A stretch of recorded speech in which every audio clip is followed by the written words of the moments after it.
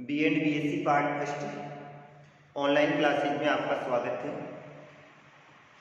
अपन आज शुरू कर रहे हैं फिजिकल ज्योग्राफी।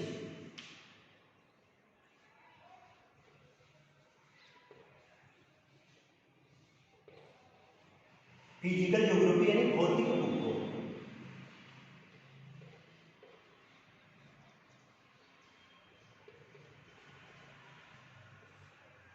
यानी भौतिक भूगोल में अध्ययन किसका किया जाता है? भौतिक भूगोल में अपन अध्ययन करते हैं भौतिक पर्यावरण के तत्वों का अध्ययन किया जाता है। अर्थात भौतिक पर्यावरण के तत्वों की बात करें तो अपन किसका अध्ययन करते हैं? पृथ्वी का अध्ययन करते हैं। तो सबसे पहले अपन पृथ्वी के सामान्य परिचय की बात करते हैं और इसके संदर्भ में अपन सबसे पहले सौर मंडल का अध्ययन करते हैं। यानी सौर मंडल भी कहा जाता है और सौर परिवार भी कहा जाता है। सौर मंडल भी कहा जाता है और क्या कहा जाता है? सौर परिवार भी कहा जाता है। सौर परिवार में किसको लिया जाता है? पिता रूपी सदस्य के रूप में सूर्य को लिया जाता है, ग्रहों को लिया जाता है, उपग्रह आते हैं, धूमकेतु, उल्कापिंड,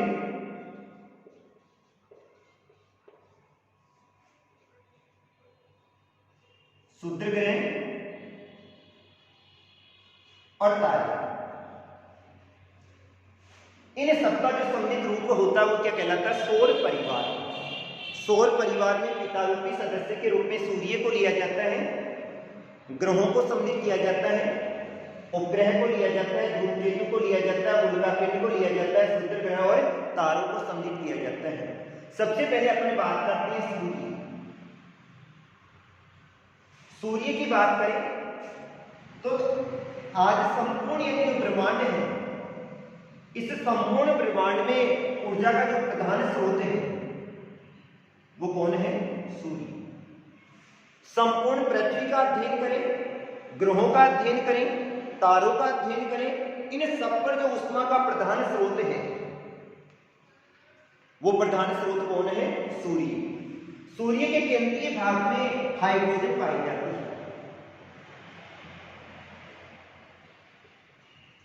जो लगातार किसके रूप में परिवर्तित होती रहती है? हीलियम के रूप में परिवर्तित होती रहती है और इसी के कारण से ऊष्मा प्राप्त होती है, ताप प्राप्त होता है। तो सूर्य के केंद्रीय भाग में हाइड्रोजन पाई जाती है। ये वाली हाइड्रोजन लगातार किसके रूप में परिवर्तित होती रहती है? हीलियम के रूप में परिवर्तित होती रहती है और हीलियम के रूप में परिवर्तित होने के कारण ही, किसके रूप में? हीलियम के रूप में परिवर्तित होने के कारण ही अपने को क्या प्राप्त होती है? ऊष्मा प्राप्त होती है। केंद्रीय भाग का अध्ययन करें तो केंद्रीय भाग में ऊष्मा अधिक पाई जाती है, लेकिन जैसे जैसे बाहर की ओर जाते हैं ऊष्मा कम होती जाती है और बाह्य सतह का तापमान में 6000 डिग्री फ़ारेनहाइट पाया जाता है। अर्थात सूर्य एक धधकता हुआ आग का गोला है और आज भी जो ऊष्मा प्राप्त हो रही है वो सूर्य से ही प्राप्त हो रही है। इस सूर्य से जो प्राप्त होने वाली ऊष्मा है ये सीधी पृथ्वी के धरातल तक आती है, लेकिन ये संपूर्ण ऊष्मा पृथ्वी के धरातल को प्राप्त नहीं होती है और केवल इसका 51% भाग ही पृथ्वी के धरातल तक आता है। बाकी जो ऊष्मा है वो बीच में परावर्तित हो जाती है, प्रकीर्णित हो जाती है या अवशोषित हो जाती है। तो इस ऊष्मा का केवल 51% भाग कहां पर प्राप्त हो रहा है? पृथ्वी के धरातल तक प्राप्त हो रहा है। तो ये तो बात थी सूर्य की। अब अपन बात करें ग्रह। तो ग्रह किसे कहा जाता है? वे आकाशीय पिंड जो किसके चारों ओर चक्कर लगाते हैं? सूर्य के चारों ओर चक्कर लगाते हैं।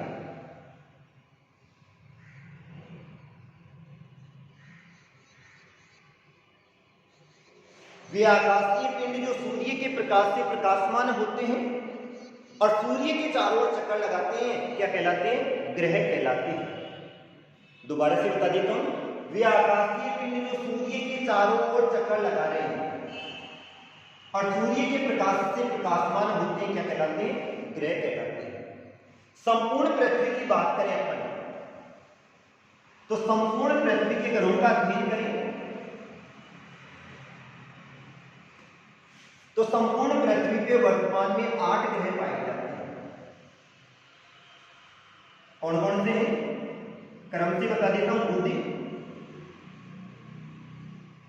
शुक्र, पृथ्वी, मंगल,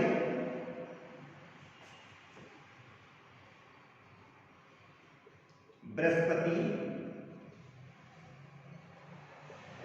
शनि,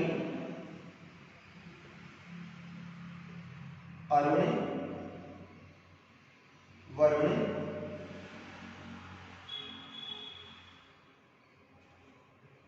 और यम जो ग्रह है उसकी मान्यता वर्ष 2006 में खत्म हो गई। अतः इसके जो ग्रह का दर्जा है उसको क्या कर दिया गया? समाप्त कर दिया गया। यम की जो मान्यता है वो वर्ष 2006 में खत्म होने के कारण से वर्तमान में अपन कितने ग्रहों का अध्ययन करते हैं? 8 ग्रहों का अध्ययन करते हैं। सूर्य के चारों ओर जो परिक्रमा करते हैं उसके आधार पर अध्ययन करेंगे तो बुध आ गया, शुक्र आ गया, पृथ्वी आ गई, मंगल आ गई, बृहस्पति आ गया, शनि, अरुण, वरुण और यम। ये लास्ट हो। तो ये किसके चारों ओर चक्कर लगा रहे हैं? सूर्य के चारों ओर चक्कर लगा रहे हैं। चारों ओर चक्कर का अध्ययन अपन बाद में करते हैं, इस प्रकार से चक्कर लगाते हैं। सबसे पहले अपन बात करते हैं ग्रहों आकार के आधार पे और घनत्व के आधार पे। किसके आधार पे? आकार के आधार पे और घनत्व के आधार पे ग्रहों को 2 भागों में बांटा जाता है। एक आंतरिक ग्रह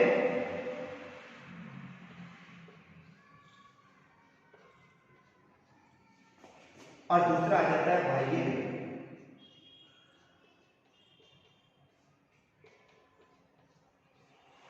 आकार के आधार पे और घनत्व के आधार पे ग्रहों को 2 भागों में बांटा जाता है।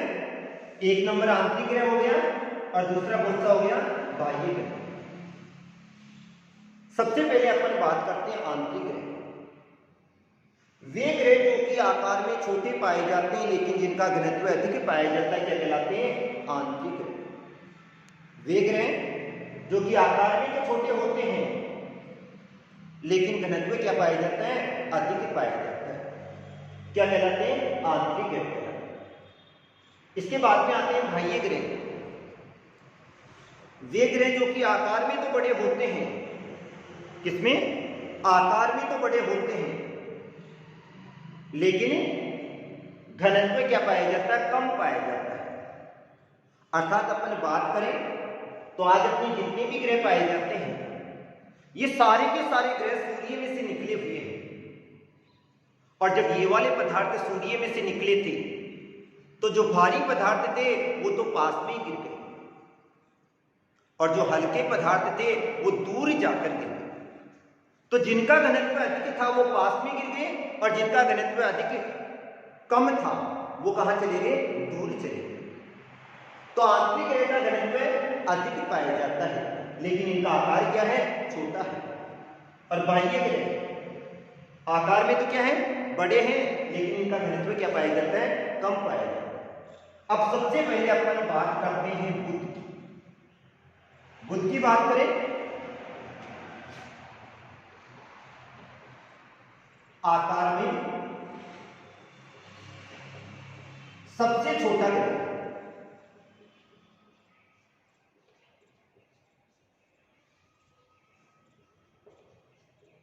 सूर्य के सबसे पास वाला ग्रह और 88 दिन में सूर्य के चारों ओर परिक्रमा।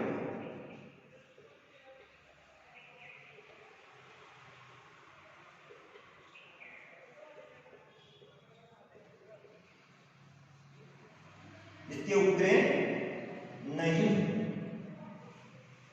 सबसे पहले अपन बुध की बात कर रहे हैं तो बुध क्या है? आकार में सबसे छोटा ग्रह है।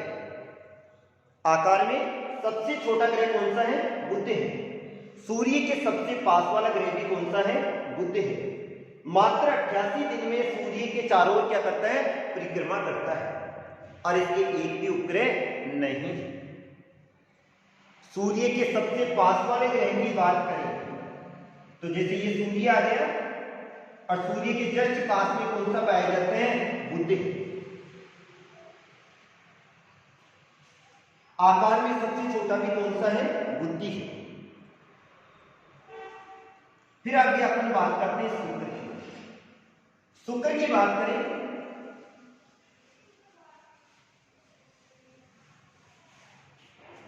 तो शुक्र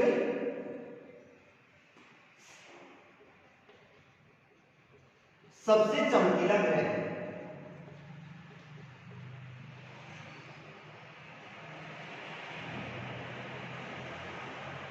इसको सांझ का तारा भी कहा जाता है, इसको भोर का तारा भी कहा जाता है,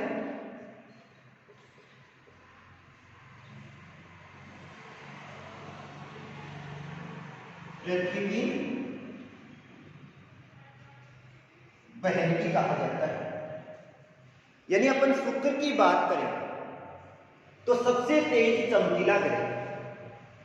जब अपन संपूर्ण ब्रह्मांड का अध्ययन करते हैं तो संपूर्ण ब्रह्मांड में अपने को एक तारा ऐसा दिखाई देता है जो कि सबसे तेज चमकता है, और सबसे तेज चमकने वाला जो ये तारा है वो कौन सा है? शुक्र है। पूरे ब्रह्मांड में और तारे तो यानी नॉर्मल दिखाई देते हैं, लेकिन एकमात्र तारा ऐसा होता है जो कि कैसा दिखाई देता है? सबसे तेज चमकने वाला दिखाई देता है। और सबसे तेज चमकने वाला दिखाई देने के कारण से ये वाला क्या है? सबसे तेज चमकता है।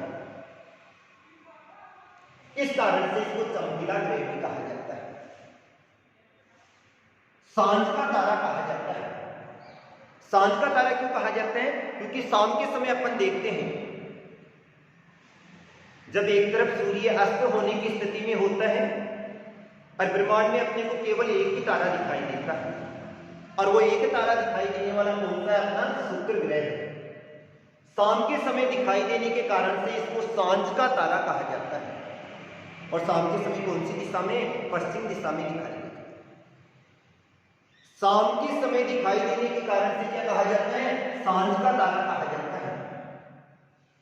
सुबह के समय एक तरफ सूर्य उदय हो जाता है, लेकिन फिर भी एक तारा दिखाई देता है, और सुबह के समय दिखाई देने के कारण से इसको क्या कहा जाता है? भोर का तारा कहा जाता है। शाम के समय दिखाई दे रहा है सांझ का तारा, और सुबह के समय दिखाई दे रहा है क्या कहलाता है? भोर का तारा कहा जाता है। और ये कौन सी दिशा में दिखाई देता है? पूर्व दिशा में दिखाई देता है। इसके बाद में आता है पृथ्वी की बहन। ये वाला पृथ्वी से आकार में थोड़ा सा छोटा पाया जाता है। पृथ्वी से आकार में थोड़ा सा छोटा होने के कारण से इसको क्या कहा जाता है? पृथ्वी की बहन भी कहा जाता है।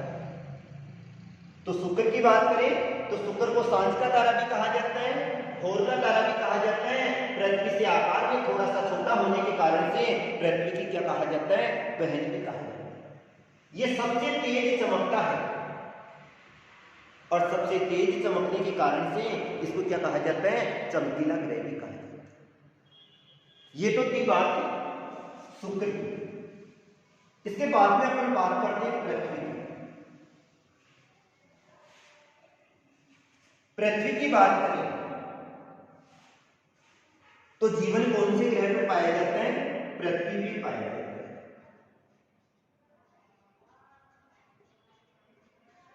अतः इसको जीवनदायिनी ग्रह भी कहा जाता है। इसके 75% भाग पर जल पाया जाता है, और जल को अपन नीले रंग से प्रदर्शित करते हैं। अतः पृथ्वी को क्या कहा जाता है? नीला ग्रह भी कहा जाता है। ये 365 से 1/4 में अपना परिक्रमण करता है, और 24 घंटे में अपना क्या करता है? परिभ्रमण करता है। ये 23.5 डिग्री अक्षांश पे झुकाव है और इसमें संपूर्ण ऋतुएं पाई जाती है, सर्दी, गर्मी और वर्षा तीनों प्रकार की ऋतुएं पाई जाती है। चंद्रमा क्या है? पृथ्वी का उपग्रह। तो यानी पृथ्वी की बात करें तो आज संपूर्ण ग्रहों की बात करें तो जीवन केवल एक ही ग्रह पर पाया जाता है और वो कौन सा है? पृथ्वी है। जीवन पाए जाने के कारण से पृथ्वी को क्या कहा जाता है? जीवनदायिनी ग्रह कहा जाता है। आज संपूर्ण जितने भी ग्रह पाए जाते हैं उन संपूर्ण ग्रहों में से केवल पृथ्वी एक ऐसा ग्रह है जिस पर क्या पाया जाता है? जीवन पाया जाता है। और जीवन पाए जाने के कारण से पृथ्वी को क्या कहा जाता है? जीवनदायिनी ग्रह कहा जाता है। इसके बाद में आता है नीला ग्रह। पृथ्वी के 70% भाग पर जल पाया जाता है। 71% लेते हैं अपन, तो 71% भाग पर जल होने के कारण से इसको नीला ग्रह कहा जाता है, क्योंकि ऊपर से देखने पर इसका जो रंग प्रतीत होता है वो कैसा प्रतीत होता है? नीला होता है। अतः पृथ्वी को क्या कहा जाता है? नीला ग्रह कहा जाता है। ये 365 से ही 1/4 दिन में सूर्य के चारों ओर चक्कर लगा लेता है। सूर्य के चारों ओर किस प्रकार चक्कर लगाता है? 2 गति होती है। एक ध्यान रखना, सभी ग्रह पश्चिम से पूर्व दिशा में चक्कर लगाते हैं। कौन सी दिशा में? पश्चिम से पूर्व दिशा में। 2 इसके अपवाद हैं, एक शुक्र है और दूसरा अरुण है। सभी ग्रह पश्चिम से पूर्व दिशा में चक्कर लगाते हैं, अर्थात घड़ी के सुई के विपरीत दिशा में चक्कर लगाते हैं। लेकिन 2 ग्रह ऐसे हैं जो कि पूर्व से पश्चिम दिशा में चक्कर लगाते हैं, घड़ी की सुई की दिशा में। वो कौन से हैं? शुक्र और अरुण है। अब जैसे पृथ्वी हुई, पृथ्वी सूर्य के चारों ओर चक्कर लगा रही है और चारों ओर चक्कर लगाने का जो समय होता है वो 365 से ही 1/4 दिन होते हैं। अर्थात चौथा वर्ष क्या हो जाता है? लीप वर्ष हो जाता है। और उस समय फरवरी कितने दिन की हो जाती है? 29 दिन। और दिनों की संख्या कितनी हो जाती है? 366 हो जाती है। अगर 29 फरवरी को किसी का जन्मदिन है तो कितने साल बाद मनाएगा? 4 साल के बाद मनाएगा। तो पृथ्वी सूर्य के चारों ओर 365 से ही 1/4 दिन में चक्कर लगाती है और उसके कारण से किसका निर्माण होता है? अपनी ऋतुओं का निर्माण होता है। अर्थात सर्दी, गर्मी और वर्षा की ऋतुएं बनती है। तो चारों ओर चक्कर लगाने के कारण से क्या बनेगी? ऋतुएं बनती है।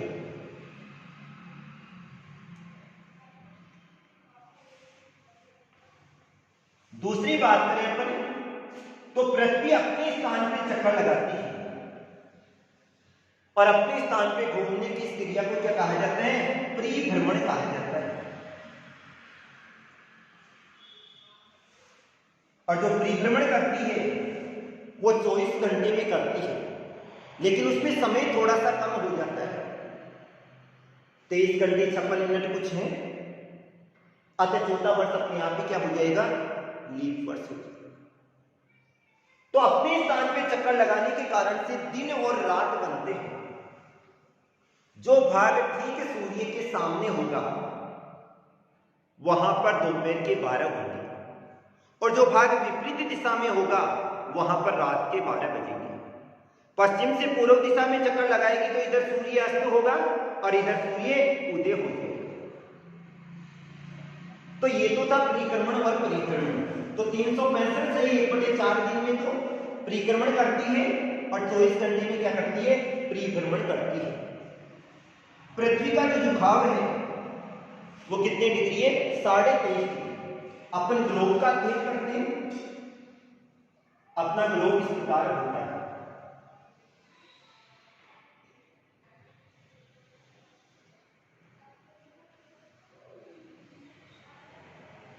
ये झुकाव क्यों होता है? ये झुकाव इसलिए होता है क्योंकि उसमें पृथ्वी का अध्ययन किया जाता है। और पृथ्वी कितने डिग्री अक्ष पे झुकी हुई है? 23.5 डिग्री अक्ष पर क्या है? झुकाव है। नीचे वाले भाग का 23.5 डिग्री है तो ऊपर वाले का क्या हो जाएगा? 66.5 डिग्री हो जाएगा। तो पृथ्वी कितने डिग्री पे झुकी हुई है? 23.5 डिग्री। पृथ्वी का एक अकेला उपग्रह और कौन सा है? चंद्रमा। पृथ्वी के उपग्रह की बात करें तो कौन सा है? चंद्रमा केवल एक उपग्रह है। तो ये तो थे अपने सौर परिवार के कुछ ग्रह। बाकी जो ग्रह हैं उनका अध्ययन अपन आगे वाले टॉपिक में करेंगे। आज के लिए इतना ही। Thank you.